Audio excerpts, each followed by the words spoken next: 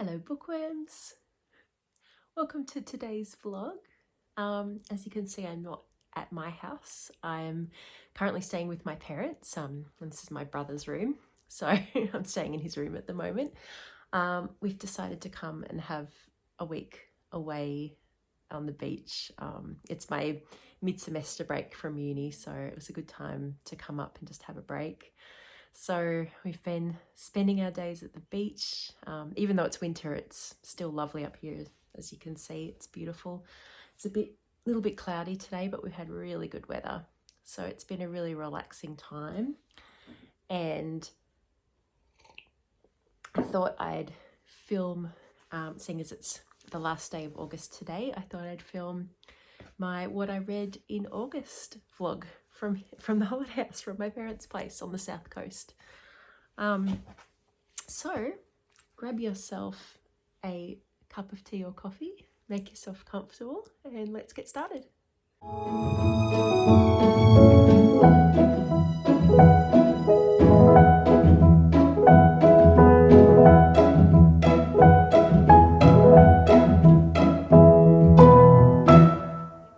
The first book that I finished in August was The Turn of the Key by Ruth Ware. Sorry if I keep looking down, I've got my notes here so I don't forget anything. So The Turn of the Key is a thriller. It's set in rural Scotland, and it's about Rowan, who goes to nanny for a family. She's at a bit of a loose end in her life. She doesn't like her current job, not sure what she wants to do with her life. So she sees an advertisement and goes to nanny for a family who lives in a big, fancy, digitized smart house in rural Scotland. And they've got 3 daughters. Oh, they've actually got 4 daughters, but 3 at home.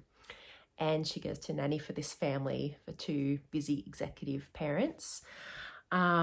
It's really spooky in the sense that because she's alone with the children most of the time in the house, there's a groundskeeper and a daily woman, but mostly she's alone with the children, and she doesn't 100% know how to control the electronics of the house. So it's an old house that's been renovated and digitized, but she's not 100% how to control it. And they've left her with a manual, but she doesn't really know how to work it.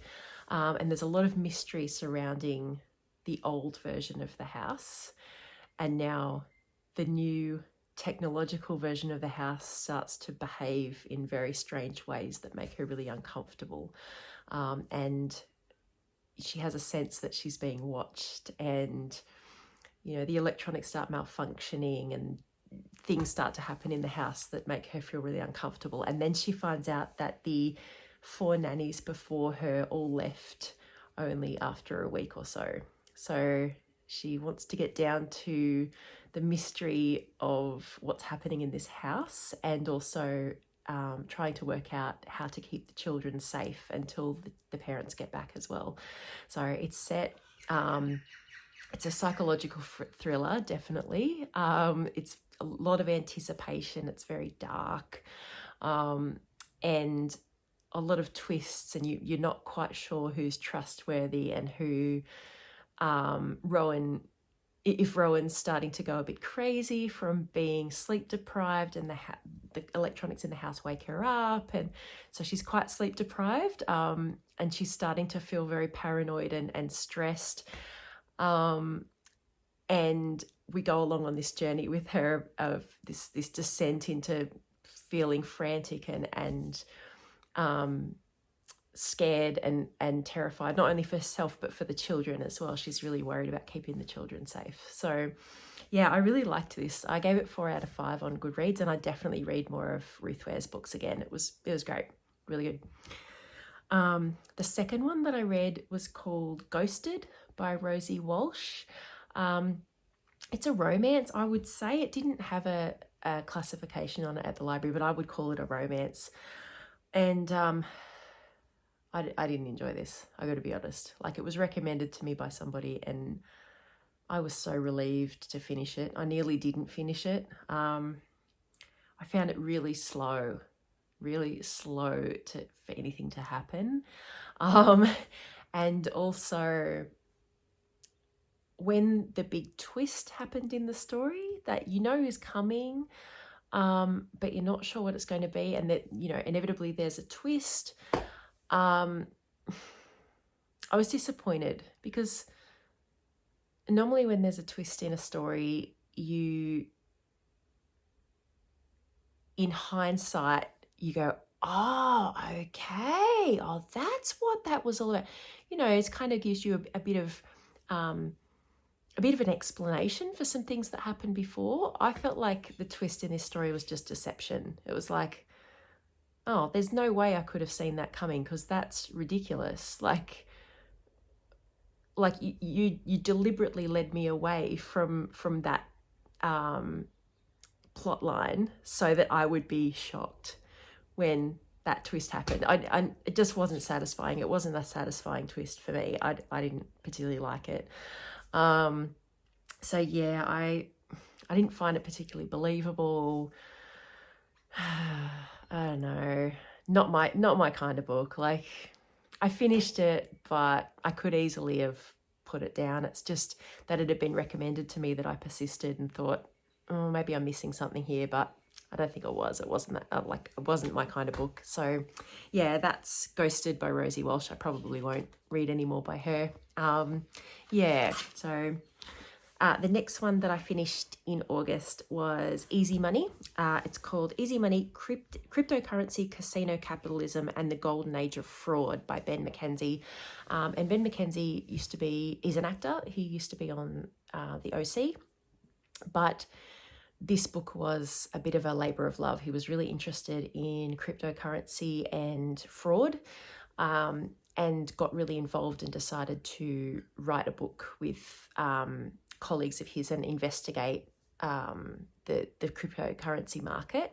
I thought it was really interesting. To be honest, I don't think I fully understood all of it. Crypto and Bitcoin and blockchain technology, it's very complicated if you are not, financially minded. He doesn't go into a lot of effort to. He does explain details of it, but not in layman's terms. So if you don't have a basic understanding of crypto and Bitcoin and alternative currency markets, he doesn't really lay it out in layman's terms. So I found that a bit disappointing because I didn't really get a better understanding of the market as such. But his explanation of how the market works and the deceptions involved and the corruption that's latent in the markets, I found really interesting. So I still got a lot from the book, even though I still don't have a really good understanding of that market. I still feel like I got a lot from the book. So yeah, it's written right around the fall of Sam Bankman-Fried and FTX and Alameda. So that controversy was really new when he wrote this, and he kind of got a chance to interview Sam Bankman-Fried before it happened, the fall of Alameda and FTX. So that was really interesting because he got a before and after version of that company, which I thought was interesting. Yeah, so I'd recommend it if you are researching crypto and are interested in the crypto market and want to just know what's going on and what if you have. I felt like there were a few red flags around the market, and so I've been reading a little bit extra on it. Yeah, and if you're like that and you like to investigate things, it was good. It was worth a read. I would recommend it. Okay, the fourth book that I read in August was The House Across the Lake by Riley Sager. This is also a thriller. The setting is a lake in Canada in winter, and it's a big community where lots of celebrities buy big holiday houses on the lake, and then they sit empty for 3/4 of the year, and then they become a celebrity summer house, and then it goes very quiet again and everyone leaves when the weather turns. So our main character Casey, her mum is a sort of old Hollywood star, and she goes to stay in this house because her husband has drowned, and she is recovering from the trauma of his death. So she goes to have some quiet time away in her mum's holiday house at the lake. And there is three other houses that are close by. There's a house across, which has a couple that have just moved in, and a house on either side, which has both have single men living in them. And one day when Casey's sitting on her deck with her binoculars, she can see her neighbours across the way having an argument, and she thinks that she witnesses the wife's murder by the husband. So it does reference Alfred Hitchcock's Rear Window. So if you've seen that movie, it's a very similar concept. And Riley Sager does acknowledge throughout the book that this is a homage to that movie, that famous movie. So I really loved this book. I thought it was great. The ending, I have to admit, when it was winding up, the way that it was ending, without making too many spoilers in this video, I was like, no, this is so lame. Oh no, please don't go this way.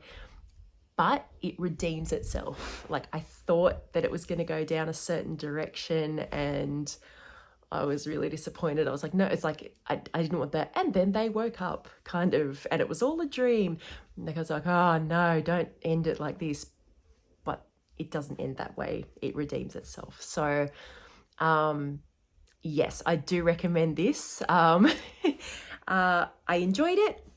And I definitely got back on board when I realised that it wasn't going to end the way it seemed to be winding up, which was disappointing. But then it ended in a really good way, and it definitely was worth reading, and I was happy I read it. The fifth book that I read in August was Gathering Storms by Kerry McInnes.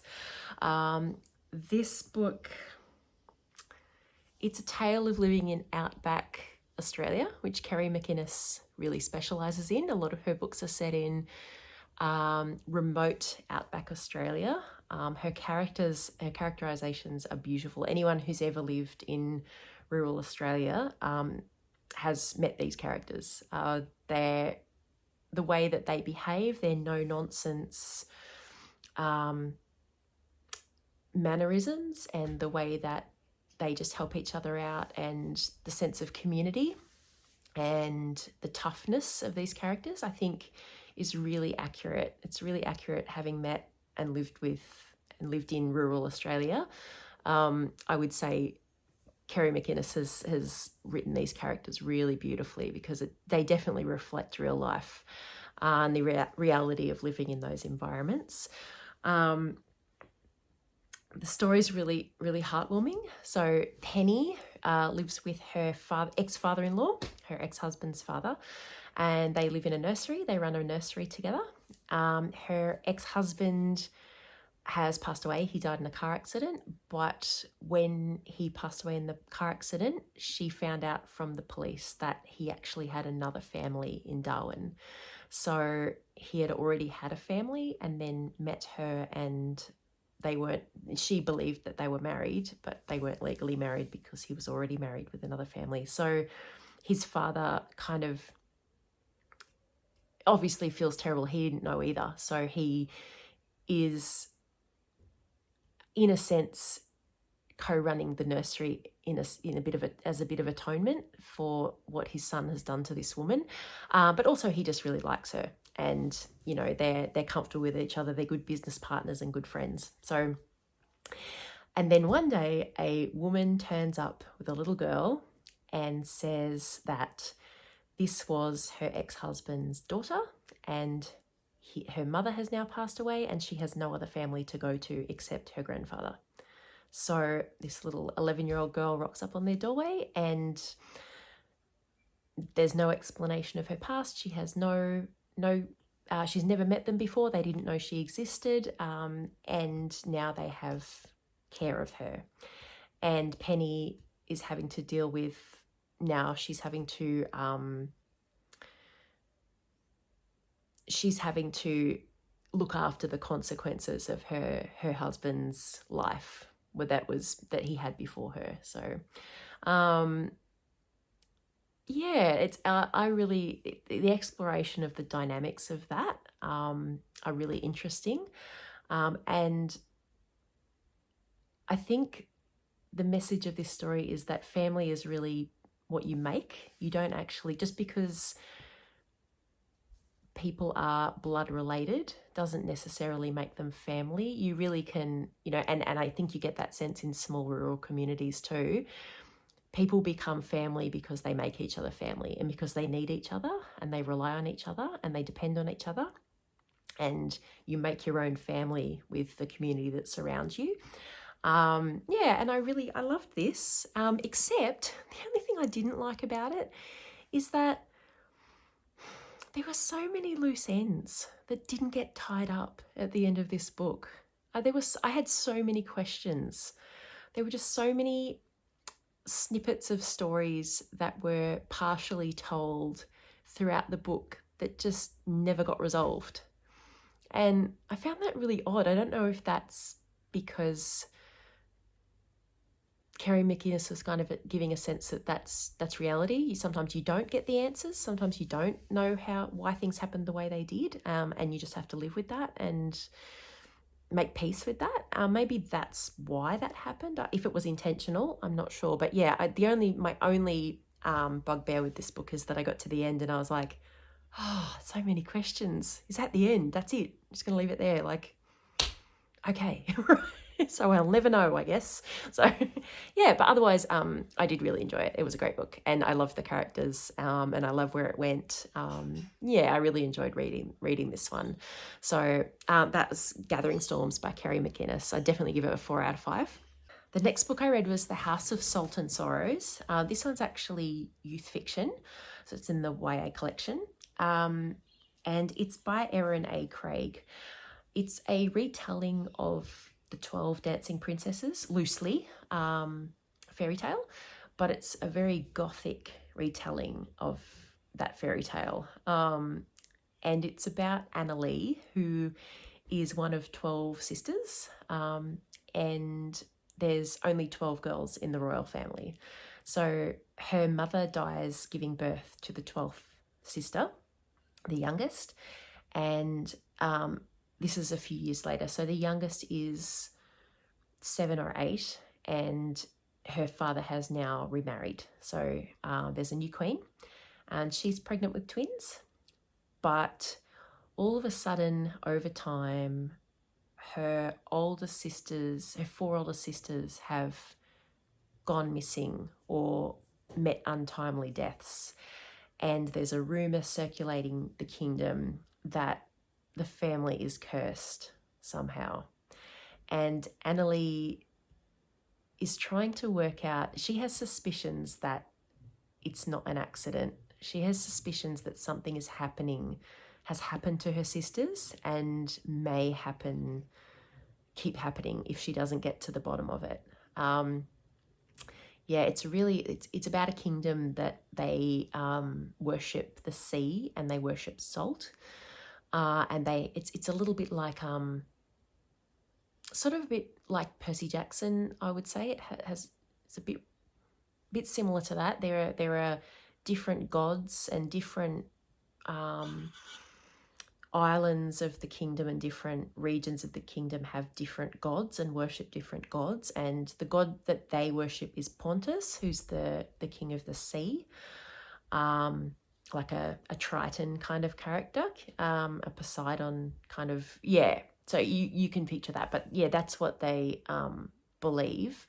So when they die, they return to the salt, and they return the bodies to the sea. And so we go through this kind of dark fairy tale of the remaining 8 sisters and Annalee trying to convince her 7 sisters that they may be in danger, because this may not be coincidence, and there may be something more serious afoot. And it's not a coincidence that the 4 older girls have met their demise. So yeah, I really enjoyed this. I don't necessarily read a lot of fantasy kind of fairy tale fiction. But I really did enjoy this. This was beautifully told and the descriptions were great, and I got immersed in the world. I think so, to a degree. Like, I liked the characters. I liked Annalie. You quite like Annalie. Um, yeah, so I would recommend this if you read some YA and you come across The House of Salt and Sorrows and you're in the mood for a bit of gothic, mystical kind of fairy tale fiction. I definitely recommend picking it up and giving it a go. It was great. Okay, the seventh book I read in August was Last Time I Lied, also by Riley Sager. Because I enjoyed The House Across the Lake, I picked up this one as well. Last Time I Lied, it was also on my holds list. And this one is about Emma, who was at a camp called Camp Nightingale 15 years ago when she was young. And while she was staying at the camp, her 3 cabin mates went missing under mysterious circumstances one night and were never found and never heard from again. So she's always been very affected by that, even though she survived and wasn't involved at all. And she was very young when that happened. She's always never forgotten it and never always wondered what happened to the girls. And now 15 years later, Emma is an art teacher and she gets contacted by the manager of Camp Nightingale to say that they're hoping to reopen the camp, and they're hoping that Emma, as a gesture of goodwill to help the image of the camp, will come back as a camp counsellor and teach art classes, art therapy classes and art classes to the campers, so that people can assume, because people have returned to the camp and the older campers and staff have returned to the camp, that nothing's wrong, nothing's amiss. It's fine to send your children there and everything's back to normal. So 15 years later, Emma goes back to the camp as staff. There's some mix up with the accommodation, the staff accommodation on the camp, on the grounds. So she gets made as a cabin counsellor with 3 girls, and lo and behold, those 3 girls go missing one night and it happens again. So it's a great psychological thriller. Again, Emma, our main character, we question her side of the story. We question whether she's remembering things correctly. We question her motives and her sanity. But we also question other staff members in the camp, the girls themselves, like whether they are actually missing. And you see the incident from many different sides of the staff members and students in the camp. Yeah, this one I really enjoyed as well, actually. I'm becoming a big Riley Sager fan. He's great. And I enjoyed the setting as well of the camp. I think there's something really spooky about sleepaway camps, especially isolated in the woods. And we don't really have anything like that in Australia. We have camp, but we don't have camp in the sense that I think it happens in America, where parents send their children for the whole summer to camp. So yeah, really enjoyed that one too. Loved how it ended. I thought it was really good ending. Yeah, and I'd recommend that one if you want a good thriller, good spooky thriller. Okay, so the 8th book that I read in August was Foster by Claire Keegan. I adored this book. Oh my gosh, it was so good. It's only a novella, it's very short, but it's about Kate, who is an Irish girl from a big family, and they're very poor and they're going through a lot of stress. The mother is pregnant again, so she's about to have another baby, and the father is not coping very well. He's a drinker. He's quite violent, quite disassociated from the whole situation. He's very unhappy and very angry, and the children are all, you know, benignly neglected really, because they don't have the money to feed them properly. No one's got any space for love and affection. They're just in survival mode. It's purely in survival mode. So Kate's mother's cousin lives in the country. Her and her partner don't have any children, but she offers to take one of the children for the summer holidays to relieve the tension, the burden on the family for the holidays, and also to help them out around the house and on the dairy farm that they live on. And Kate, who's about 11 or 12, she goes to live with her mother's cousin in the country and for the summer. And it's just a beautiful story of this couple has so much love to give. We find out that they had a son and he died under really tragic circumstances at about the same age that Kate is. So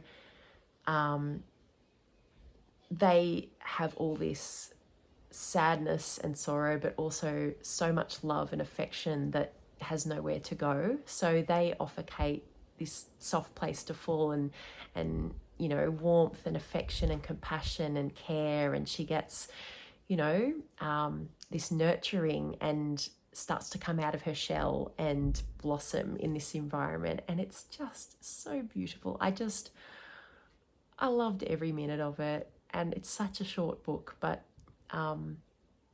it's so succinctly, beautifully told. I don't think it needs to be longer. The language is just so beautifully curated, and it's very pared back and very unadorned. And I think the simplicity of it is just beautiful as well. It's just a really simple, quiet, beautiful tale. And please read it. Please read it. It's such a lovely story, and it just warms your heart. It really does. It's sort of the ending. I don't know if the ending is sad or happy. I think you can decide for yourself. I think it's left in a way that you can decide for yourself whether it's a happy tale or whether it's sad. I think it's a bit of both. But yeah, it's just such a beautiful novella, and I think it's definitely worth a read. I'm so glad I read it. And the last book, the 9th book that I read in August, was Her Mother's Secret by Natasha Lester. And this book follows Leo, who is living between World War I and World War II. It's only her and her dad. And then her father contracts influenza during the pandemic, the influenza pandemic, and he passes away, unfortunately. So she's really left with just her and her home, her house. And her father has always said, don't stay here. Don't stay here when I'm gone. Sell the house and go see the world. Go see the world and make a life for yourself. Don't feel like you need to stay here in the life that I made for us. So she sells the house, and she has a dream of making cosmetics, making women's cosmetics, because at the time society is very conservative, and cosmetics are seen as something worn by loose women with no morals. It's seen as, you know, risque and unseemly, and not something that a good, well brought up, sensible woman would wear. And Leo really wants to change that, because her theory is, well, what's the harm? What difference does it make? Men are going out and doing all kinds of things and it's all fine. Women just want to blacken their eyelashes and wear a little bit of lipstick and feel nice and feel elegant. What's wrong with that? So she decides to take her ideas and she heads off to New York. She has a friend who's going to New York, so she decides to go with her. And then they also have a rich cousin who's heading to New York, who offers to berth together in a ship, so they can go be all together, and they can sort of chaperone, in a sense, the rich cousin who's younger than them, on her way to New York. And on the way, there's a delay, and Leo meets Everett, and Everett is the heir to a New York department store. And through this chance meeting, the course of Leo's life is changed forever. And I think this is it's a great sort of feminist novel in a way. It's a beautiful story. It's a saga and a domestic story of love and that kind of thing. But it's also a tale of what women faced in the 1930s and 40s and pre-World War II, as far as the barriers they faced in everyday life. You know, Leo faces so many barriers to starting a business and being taken seriously, and you know, the ideas around morality and what a good woman should do or shouldn't do, or you know, around that time, and just the different opinions of people and the different culture that women were working against at that time, especially if they didn't have a lot of money. So yeah, I really loved this. I listened to it as an audiobook while I was driving on the way here, because it took us 13 hours to get here, so it's about 10 hours of driving altogether. So I listened to this as an audiobook and finished it on the way here. And I'm really glad I read it. I have never read Natasha Lester's books before, but I will definitely keep my eye out for another one, I think, because I did enjoy her characters and I did enjoy her writing style, and I do love a historical fiction, especially one with a feminist slant. I always like that. So this was really great. This was a really great book and I recommend it. I gave it a 4 out of 5. So that was the 9 books that I read in August. I'm currently filming a little bit of footage from our winter beach break that we're having here at my parents' place at the moment. It's starting to get a little bit cloudy now. I don't know if you can... We might get a coastal storm this afternoon, I think. We were at the beach this morning, so I actually went in swimming. It's cold, it's really cold. It's winter, so it's freezing, but it was really refreshing and crisp and nice to get in the ocean. It felt really good, and the girls went in for a swim as well. So I'm going to collect my footage over this week, and hopefully in the next few weeks I'll have a winter beach escape vlog to show you as well. I'm hoping this vlog will come out Saturday morning, but please forgive me if I'm a little late releasing this one, because I still have to edit it and I am here at my parents' place, so my time's not really my own at the moment. We're visiting family, and in between that, kind of, you know, going to the beach and doing our activities here as well. So, and the Wi-Fi is a bit hit and miss here as well, so I will do my best. And get those vlogs out to you. I hope you enjoyed today's August Reads vlog. Comment down below what you read in August and anything you loved or hated or recommend or wanted to throw against a wall in August. I would love to hear what you've been reading. Thanks for being with me today. Please do something nice for yourself today and take care of yourself and treat yourself gently. Maybe that involves reading a book or having a nice warm drink or cup of tea or coffee. Or maybe it involves jumping in the freezing cold ocean in winter. I'm not sure. But whatever treating yourself nicely looks like for you today, please go and do it. And I will catch you in the next one.